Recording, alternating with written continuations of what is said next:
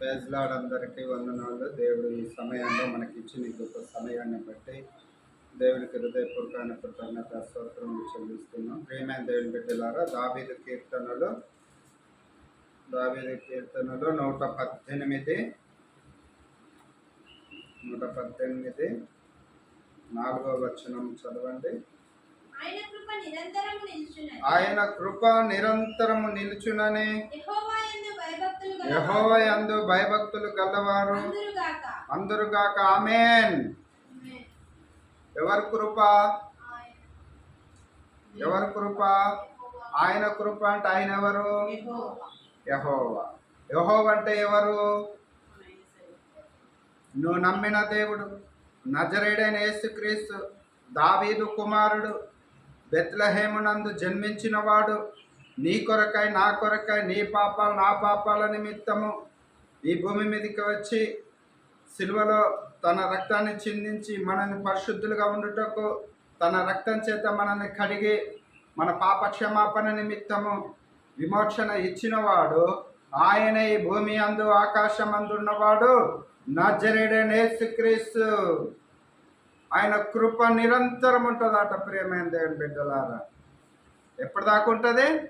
నిరంతరం. ఒక వ్యక్తి పట్ల కొద్దిసేపు ఉండి, ఒక రోజు ఉండి, 2 రోజులు ఉండి, ఒక వారం ఉండి, ఒక నెల ఉండి, ఒక సంవత్సరం ఉండిపోయే కృప కాదది. నిరంతరం అనంటే తన ఆయుష్కాలం అంతయు కూడా ఈ భూమి మీద ఆయన కృప నిరంతరమైన తోడై ఉంటుంది. ఏ వ్యక్తి అయితే యెహోవా యందు భయభక్తులు కలిగి ఉంటారో వారి పక్షంగా దేవుడు ఉన్నవాడు. లేదు అటువంటి వారికి ఒకవేళ శ్రమ కలిగిందనుకో, ఆయన ఏమంటున్నాడు? కింద చూడమ్మా, 5వ వచనము. ఇరుకునందుండి నేను యెహోవాకు మొరపెట్టు తిని, విశాల స్థలమందు యెహోవా నాకు ఉత్తరం ఇచ్చెను. హల్లెలూయా. ఈరోజు నువ్వు ఏ పరిస్థితి నిలబడ్డావు, ఏ పరిస్థితిలో ఉన్నావు, ఎక్కడున్నావు, ఏ ఇరుకులలో ఉన్నావు, ఏ ఇబ్బందులలో ఉన్నావు, ఏ అవమానాలలో ఉన్నావు, ఏ కష్టంలో ఉన్నావు, ఏ దుఃఖంలో ఉన్నావు, ఏ వ్యాధి బాధలతో ఉన్నావు, ఏ ప్రాణాపాయ స్థితిలో ఉన్నావు, ఏదేమైనప్పుడు కూడా నీ ప్రయాణం అంతట్లో కూడా తోడై ఉన్నవాడు కడవడి వారికి. ఆయన కృప తోడై ఉన్నవాడు. హల్లెలూయా. మానవులమైన మనము, దేవుణ్ణి నమ్మిన మనము ఈ రోజులలో ఆయన కృపను చూడలేకపోతున్నాము, ఆయన ఆదరణను చూడలేకపోతున్నాం. తాత్కాలికమైన భక్తితో కొనసాగుతున్నాం మనము. తాత్కాలికమైన భక్తి ఏందయ్యానంటే ఆయన మీద భయము లేని వారుగా జీవిస్తున్నాము. యెహోవా యందు భయభక్తులు గల్లవారని సెలవిస్తున్నాడు. యెహోవా యందు భయభక్తులు గల్లవారికి ఏముంటుందంటే భయము, భక్తి అన్నీ కూడా ఉంటాయి. ప్రియమైన దేవుని బిడ్డలారా, ఈ లోకయాత్రలో ఈ భూమి మీద మనం నివసిస్తున్నప్పుడు, ఈ జీవిత ప్రయాణం కొనసాగిస్తున్నప్పుడు మనకు ఎన్నో ఆటంకాలు వస్తాయి, ఎన్నో శ్రమలు వస్తాయి, ఎన్నో అవమానాలు వస్తాయి, ఎన్నో నిందలు వస్తాయి. మనం అనరాని మాట కూడా అన్నట్టుగా మీద పడుతుంది. మనం చేయరాని పని కూడా నువ్వు చేసినవన్నట్టు మీద పడుతుంది. గాలికి పోయే మాట కూడా మన మీదకే వస్తుంది. వచ్చినప్పుడు మనం ఏ రీతికి ఉండాలంటే లోకానుసారమైన జీవితం జీవించిన వారిగా ఉండకూడదని దేవుడు సెలవిస్తున్నాడు. అప్పుడు ఏ రీతిగా ఉండాలి? యెహోవా యందు భయభక్తులు కలిగిన వారి నోటి మాట, నోటి నుంచి వస్తున్న మాట, కడుపుల నుంచి వస్తున్న మాట, ఉద్రేకంగా వస్తున్న మాట, ఆయాసకరంగా వస్తున్న మాట, అది దేవునికి మహిమకరంగా ఉండాలట. అది ఇతరుల మీద కక్షపూర్వకమైన మాట ఉండకూడదట, కక్షపూర్వకమైన ఉద్దేశాలు ఉండకూడదట. అప్పుడు నీ బాధను, నీ కష్టమును, ఇరుకులో ఉన్నావు కాబట్టి, నువ్వు బాధలో ఉన్నావు కాబట్టి, అవమాన స్థితిలో ఉన్నావు కాబట్టి, ఏ ఆదరణ లేదు కాబట్టి నువ్వు ఆ స్థలంలో ఉండి నువ్వు మొరపెట్టినట్టయితే ఉంటే ఇరుకులో నుండి నీకు విశాలమైన స్థలము నీకు కలగ చేయవాడు ఆయన అని దేవుడు సెలవిస్తున్నాడు. ప్రియమైన దేవుని బిడ్డలారా, ఎవరు ఎక్కడ దాకా వస్తారు మన జీవిత ప్రయాణంలో? చాలామంది అంటారు కదా, చాలామంది స్నేహితుల రూపంగా కావచ్చు, బంధువుల రూపంగా కావచ్చు, ఆత్మీయుల రూపంలో కావచ్చు, ఎవరు ఏమైనప్పుడు కూడా నేను తోడై ఉన్నాను అనేసి ఆత్మీయత అయిన మాటను, ఓదార్పు మాటను మనకి ఇస్తూ అంటాడు. ఇస్తున్నప్పుడు అక్కడ మనకి జరుగుతున్న సంఘటన ఏంది? ఆ ఆత్మీయుడు, ఆ బంధువుడు నీ కొరకే ప్రాణం పెడతానన్నవాడు నీ జీవిత ప్రయాణంలో ఎక్కడి దాకా రాగలుగుతాడు? ఎక్కడి దాకా రాగలుగుతాడు? కడవరి దాకా ఉండగలుగుతారా? ఒక రోజు ఉంటారు, 2 రోజులు ఉంటారు, 3 రోజులు ఉంటారు, 4 రోజులు ఉంటారు, ఒక వారం ఉంటారు. తర్వాత వారి పరిస్థితి వారికి గుర్తుకొస్తా ఉంటుంది, వారి గృహము వారికి గుర్తుకొస్తా ఉంటుంది, వారి బిడ్డలు వారికి ఉన్న కష్టాలు వారికి ఉన్న సమస్యను కూడా బాధ్యత ప్రకారంగా గుర్తుకొస్తా ఉంటాయి. అప్పుడు ఏమైంది? అమ్మా నేను మా ఇంటికి వెళ్తాను, మరి ఒకరిని ఎవరినైనా నీ తోడు చూసుకో. నా చేతనైనంత మట్టుకు నేను ఇంతవరకు సహాయం చేసిన, నాతోటి కాదు, నేను వెళ్ళి అవసరమైతే నేను మళ్ళీ తిరిగి వస్తా అని అన్నప్పుడు, ఆ మాట చెప్పినప్పుడు ఆ అవతల వ్యక్తిలో బాధలు కావచ్చు, వేదనలు కావచ్చు, అనారోగ్యంగా కావచ్చు, మంచం మీద ఉన్నవారు కావచ్చు, కష్టాల్లో ఉన్నవారు కావచ్చు, లేదా దుఃఖంలో ఉన్నవారు కావచ్చు, లేదా బిడ్డల్ని పోగొట్టుకున్న వారు కావచ్చు, తల్లిదండ్రులను పోగొట్టుకున్న వారు కావచ్చు, ఏదేమైనప్పుడు కూడా ఏ పరిస్థితి ఎట్లున్నా కూడా దుఃఖంలో ఉన్న తల్లికి ఆ మాట విన్నప్పుడు మళ్ళీ ఒక వేదన కలుగుద్ది. ఏంటి అని అంటే తనకున్న బాధ మర్చిపోద్ది, కానీ ఇప్పుడు నాకు తోడెవరు? మళ్ళీ ఎవరికి ఫోన్ చేయాలి? ఎవరిని రమ్మనాలి? అప్పుడు ఆ పరిస్థితులలో ఎవరికైనా మనుషులకి మనము ఫోన్ చేసి బంధువులు చేసినట్టయితే ఉంటే నాకు 2 రోజులు టైం కావాలంటాడు. కానీ యెహోవా కృప ఏమంటున్నది? నిరంతరము నీకు తోడై ఉంటాడు. నీ విశ్వాసం ఎక్కడా? నీ జీవితయాత్రలో నీ నమ్మకం ఎక్కడా?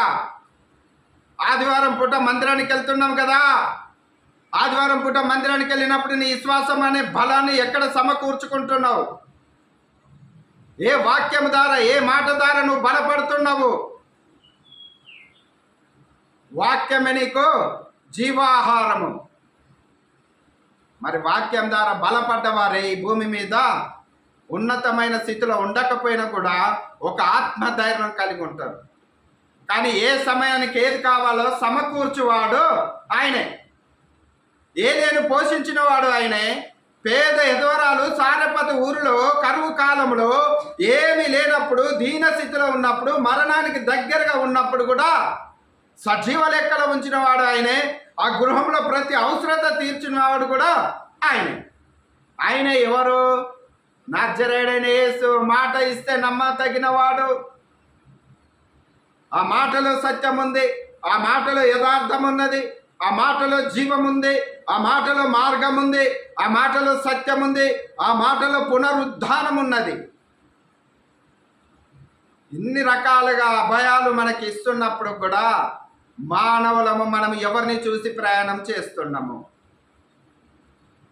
ఒకసారి ఆలోచన చేద్దాము.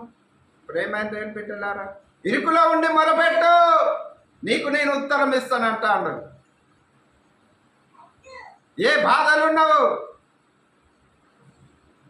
దేవుడి కార్యాన్ని చూడాలనంటే డబ్బు అవసరం లేదు, ధనం అవసరం లేదు, బలగం అవసరం లేదు, రికమెండేషన్ అవసరం లేదు, పేరు ప్రతిష్టలు అవసరం లేదు.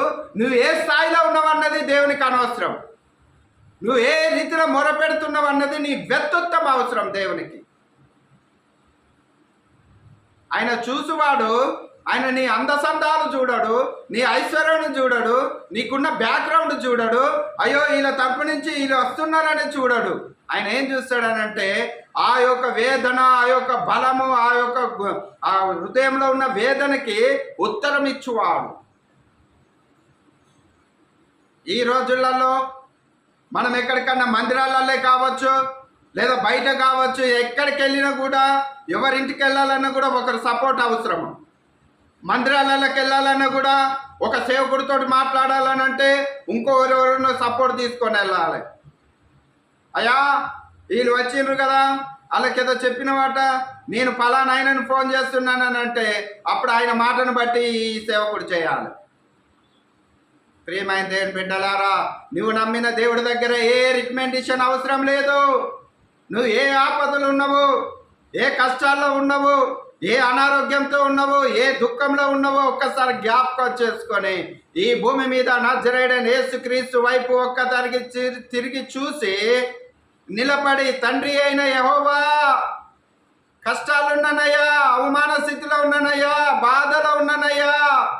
లేమిలో ఉన్నానయ్యా, నాకు ఉత్తరం ఇయ్యయ్యా, ఈ బాధ నుంచి నాకు సహాయం చేయయ్యా, ఈ కష్టంలో నుంచి నాకు సహాయం చేయయ్యా. మనుషులు చూసి నన్ను హేళన చేస్తున్నారు, మనుషులు చూసి నన్ను నవ్వుతున్నారు, అయ్యా నాకు సహాయం చేయనంటే ఇరుకులో నుండి ఎక్కడికి తీసుకెళ్తాడట? విశాలమైన స్థలంలోకి తీసుకెళ్తాడట. హల్లెలూయా, దేవునికి స్తోత్రం. ప్రియమైన దేవుని బిడ్డలారా, మరి అలాంటి దేవుని మనం కలిగి ఉన్నప్పుడు ఇక్కడ ఒక మాట చూడమ్మా. అదే కీర్తనలు, దావీదు కీర్తనలు 118 1వ వచనంలో చూడు ఎంత చక్కని మాట ఉందో. యెహోవా దయాళుడు, ఏంటిదట? ఫస్ట్ ఏమనుంది? యెహోవా దయాళుడు కదా. దయ చూపిన వాడు నిరంతరమట. ఏ స్నేహితుడైనా ఏ కడవరి దాకా ఉంటాడా? ఉండడు. ఈ రోజులలో స్నేహం ఏంటనంటే పేరు ప్రతిష్టను బట్టి ఒక స్నేహము, అతను పేరు ప్రతిష్ట తొలగిపోయిందనుకో, అతనికి ఉన్న ఎండి బంగారము తొలగిపోయిందనుకో, ఆయన ఐశ్వర్యము తొలగిపోయిందనుకో, ఆ స్నేహం అతనితో ఉండదు. స్నేహంలో చూస్తున్నామా లేదా వారి దగ్గర ఉన్న ఆదరణ మనం చూస్తున్నామా కదా? నిరంతరం ఉండే స్నేహము కాదు. అది ఏ స్నేహము? లోకానుసారమైన స్నేహం, అవసరాలను బట్టి చేసే స్నేహము. మరి దేవుడు ఏమంటున్నాడంటే యెహోవా కృప నిరంతరముండును గాక. ఆమేన్. నువ్వు నిరంతరము ఆయన కృపలో ఉండదగిన వాడువా? అయితే నీ వ్యక్తిత్వం మారాలి, నీ స్వభావం మారాలి, నీ మాట తీరు మారాలి, నీ ప్రవర్తన మారాలి. సమస్తము మార్చుకొని తగ్గించుకొని ఆయన వైపు చూస్తే మాత్రానికి ఇరుకులో ఉన్న వారిని తీసుకొచ్చి విశాలమైన స్థలంలో నిలుపువాడు. ఇరుకులో ఉన్నప్పుడు కూడా యెహోవా మాటకు మనం చెవియొగ్గాలట. బాధలో ఉన్నప్పుడు మనకు మనుషుల మాటలు వేదనకరంగా వినపడుతున్నప్పుడు, దేవునితో మొరపెడుతున్నప్పుడు, మనకున్న పరిస్థితులను బట్టి మనం సన్నిధానంలో మోకరించినప్పుడు, గృహాలలో మోకరించినప్పుడు ఆయన ఏమి ఆలకిస్తుంది, మనకేం చెప్తున్నాడు అన్నది కూడా ఆలకించే మనసు కూడా మనకి కావాలి. ఆ ఆందోళనలు కూడా ఆయన మాట వినే స్వరము, ఆయన స్వరాన్ని వినే జ్ఞానము కూడా మనకు కావాలి. జ్ఞానము లేని వారు మూర్ఖులు మాట్లాడినట్టు మాట్లాడతారట. నువ్వు జ్ఞానం కలిగిన దానివైతే, యెహోవా యందు భయభక్తులు గల దానివైతే, ఆయన కృప నీకు నిరంతరం ఉండాలని అంటే ఆయనకు లోబడు. ఎవరికి? ఆయనకు లోబడు. మనుషుల కాడ తగ్గించుకో. ఎవరి కాడ తగ్గించుకో? మనుషుల కాడ తగ్గించుకో. యెహోవా అప్పుడు నిన్ను హెచ్చించుతాడు కదా. కొంచెంలో ఉన్నవాడు ఎక్కువలోనూ ఉండగలుగుతాడు, కొంచెంలో నమ్మకంగా లేనివాడు ఎక్కువలోనూ ఉండలేడు కదా. ప్రియమైన దేవుని బిడ్డలారా, మనం అక్కడక్కడ కొన్ని సందర్భాలలో వింటా అంటాము, లేదా ఏదేదో రూపంగా కూడా చూస్తుంటాం కదా. అందరించి ప్రియమైన దేవుని బిడ్డలారా, ఇక్కడ ఒక మాట చూడు. అదే 18 1వ వచనం. యెహోవా దయాళుడు, ఆయన కృప ఆయనకు కృతజ్ఞతాస్తుతులు. ఎందుకు చెల్లించాలి కృతజ్ఞతాస్తుతులు? ఆయన కృప నీకు నిరంతరం ఉండి ప్రతి అవసరత ఒక్కర్లు తీర్చిండు కదా. ఆయనకు కృతజ్ఞత ఎక్కడుంది? ఆయన కృతజ్ఞత అంటే ఏంటి? నీ గృహంలో కృతజ్ఞత ఉండాలి, నీ పనులలో కృతజ్ఞత ఉండాలి, నీ మాట తీరు కృతజ్ఞతమైన మాట రావాలి, నీ ప్రయాణంలో కృతజ్ఞత అయిన మాట రావాలి. నీ గృహంలో ఆయన చేసిన మేళ్ళనన్నింటిని బట్టి కృతజ్ఞత కూడిక ఏర్పాటు చేసుకోవాలి. ఏంటయ్యా ఈరోజు ఈ సందర్భం ఏంటయ్యా? ఏందయ్యా అందరినీ పిలుస్తున్నావు? దేవుడు 2024లో నన్ను దీవించి ఆశీర్వదించి నా ప్రాణాపాయ స్థితిలో కావచ్చు, నాకు ఇచ్చిన ఆవిష్కారాన్ని బట్టి కావచ్చు, నాకు చేసిన మేళ్ళని బట్టి కావచ్చు, నేను కృతజ్ఞత కూడిక నా గృహంలో పెట్టుకుంటున్నానయ్యా. ఏంటయ్యా అంత గొప్ప ఏంటనంటే, ఈ రోజుకు నేను నా కుటుంబము సజీవ లెక్కలో ఉన్నాము, ఆయురారోగ్యాలతో ఉన్నాము. మా రెక్కల కష్టార్జితాన్ని ఆశీర్వదించి ఏ పూట కా పూట మాకు ఇస్తున్న ఆహారాన్ని బట్టి అది దేవునికే స్తోత్రమయ్యా. ఈ భూమి పైన ప్రేమైన దేవుని బిడ్డలారా, నెలకు ₹1,00,000 జీతం జీవించిన వాడు కూడా ఇదే కాలము, ఇదే రాత్రి, ఇదే పగలు, ఇదే సూర్యుడు, ఇదే గాలి. ఏ పూట కా పూట చేసుకొని తినేవానికి కూడా ఇదే పూట కూడా అదే గాలి, అదే రక్తము, అదే అన్ని కూడా ఉంటాయి ప్రియమైన దేవుని బిడ్డలారా. మరి అప్పటికప్పుడు అక్కడక్కడ మనము రైల్వే స్టేషన్లలో, బస్ స్టాండ్లలో ఉన్న వారిని కూడా చూస్తాం కదా. మరి వాళ్ళకు కూడా ఇదే గాలి, ఇదే రాత్రి, ఇదే పగలు, ఇదే ఎండ, ఇదే వాతావరణము, ఇదే వర్షము. మరి అతను కూడా ఈ భూమి మీద నివసిస్తున్నాడు. అతను కూడా ఈ భూమి మీద దేవుడు ఉంచుండే భూమి మీద. వారు ఏ పని చేయకపోయినా కూడా వారికి కావలసిన ఆహారము అందిస్తున్నాడు.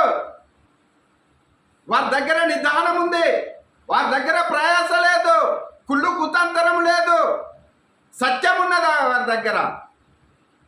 ఎవరైనా ఆహారము పెడితే వారికి 2 చేతులు ఎత్తి దండం పెట్టి ఆహారాన్ని తీసుకొని భుజిస్తారు. దేవా, ఈ పూటకి కుటుంబం ద్వారా మాకు ఆహారం పెట్టిన వా తండ్రి.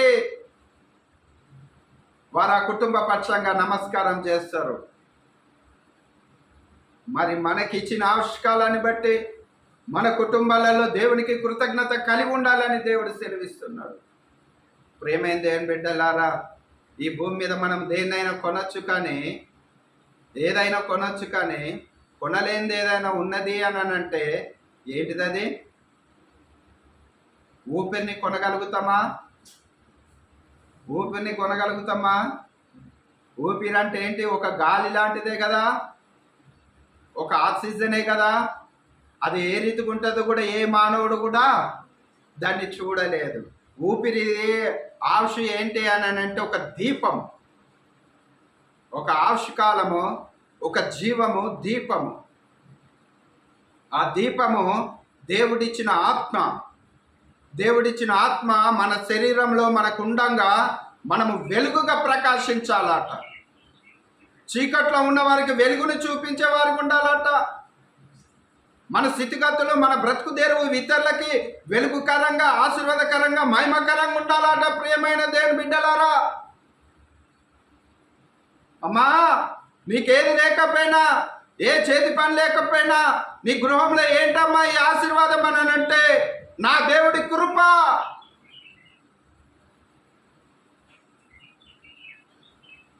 ఈ రోజులలో మనం నివసిస్తున్నామని అంటే మన శక్తి కాదు, మన బలము కాదు, మన ఐశ్వర్యం కాదు, ఏది కూడా కాదు, కేవలమైన ఉచితమైన కృప.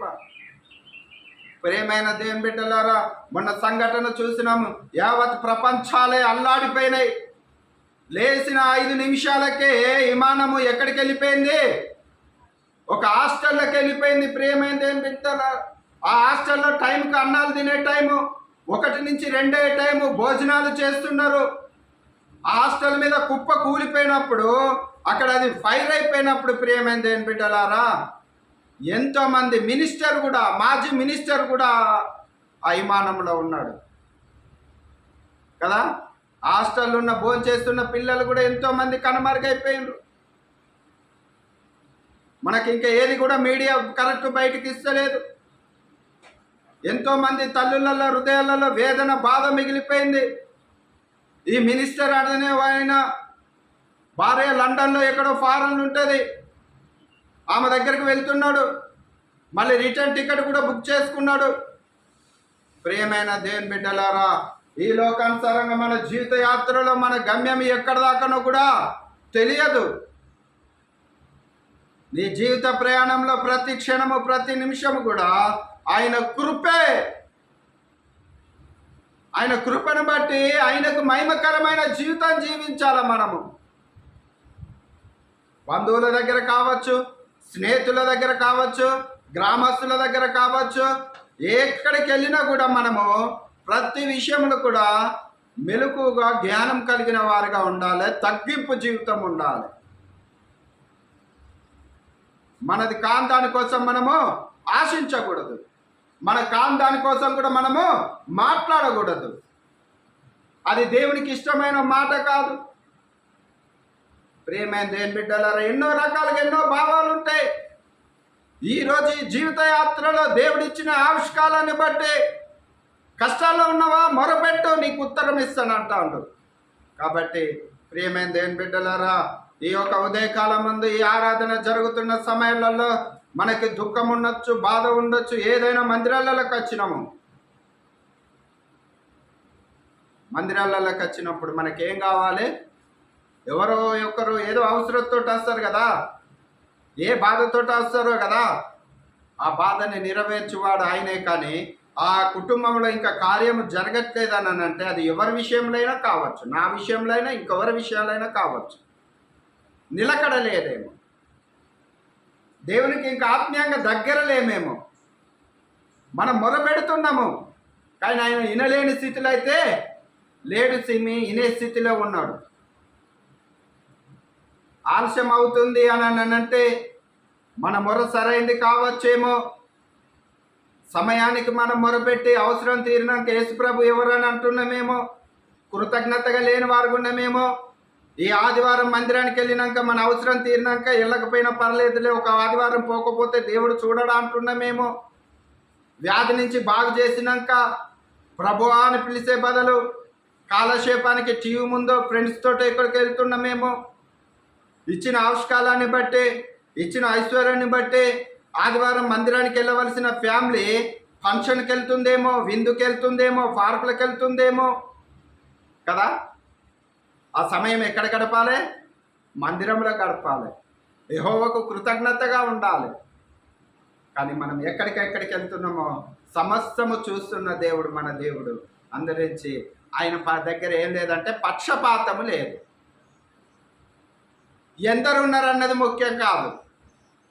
ఒక్కరున్నా, ఇద్దరున్నా, ముగ్గురున్నా, నలుగురున్నా, 100 మంది ఉన్నా కూడా మీ హృదయాలు ఏ రీతిగా ఉన్నాయి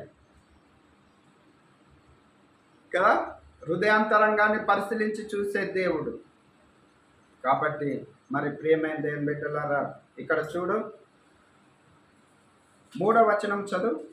ఆయన కృప నిరంతరము నిలుచునని ఆయన కృపము నిరంతరం నిలుచునని ఆహోరును వంశస్థులు అందరుగాక. మరి ఈ రోజు ఆయన కృప నిరంతరము నాకు తోడై ఉన్నదని మనం చెప్పగలుగుతున్నామా కదా. ఒక వ్యక్తి మనకి సహాయం చేసిండంటే అది దేవుని కృప. ఆ వ్యక్తిని బట్టి కూడా దేవునికే స్తోత్రం. మనం ఈ రోజుకి మనం ఎన్నో ఇబ్బందులలో ఉన్నా కూడా ఒక్కొక్క వ్యక్తులు మన మీద జాలి దయ చూపుతున్నారని అంటే అది దేవుడి కృప, దేవుడి ఆదరణ. దేవునిలో ఉన్న కృప ఏంది అని అంటే మన పరిస్థితులను బాగలేనప్పుడు, మన ఎదుట మీద శత్రువులు పడుతున్నప్పుడు ఆ శత్రువులను కూడా ప్రేమ కలగచేవాడు ఆయనే. అప్పుడు అటువంటి వారి కోసం మనం ప్రార్థన చేసేవారు ఉండాలి. అయ్యా ఆ కుటుంబాలను దీవించయ్యా, ఆ కుటుంబాలను క్షమించయ్యా, ఆ కుటుంబాల ప్రతి అవసరతలు అక్కలు తీర్చయ్యా, వారి అనారోగ్య విషయాలలో స్వస్థపరిచయ్యా, వారి అవసరతలలో సహాయం చేయ్యా అని ప్రార్థించేవారు ఉండాలట. ఏది కృతజ్ఞత? ఇది కృతజ్ఞత, ఇది కృతజ్ఞత. అయ్యా నీకు వారు సహాయం చేసిండ్రు కదా, వారి కోసం నువ్వేం చేసినావు అంటే నేను కక్ష పెంచుకున్నానంటే కుదరదు. అయ్యా నేను ప్రార్థన చేసినంటే అది కృతజ్ఞత. కీడు చేసిన వారి కోసం ప్రార్థన చేయాలి, మేలు చేసిన వారి కోసం ప్రార్థన చేయాలి, సహాయం చేసిన వారి కోసం ప్రార్థన చేయాలి, సహాయం చేయలేని వారి కోసం ప్రార్థన చేయాలి, అవమానించిన వారి కోసం ప్రార్థన చేయాలి, అవమానించకుండా మనల్ని పొగిడిన వారి కొరకు కూడా ప్రార్థన చేయాలి. అది క్రైస్తత్వం. హల్లెలూయా. దేవునికి స్తోత్రం కలుగును గాక. ప్రియమైన దేవుని బిడ్డలారా, దేవుడి ఇట్టి మాటల్ని దీవించి ఆశీర్వదించును గాక. ఆమేన్.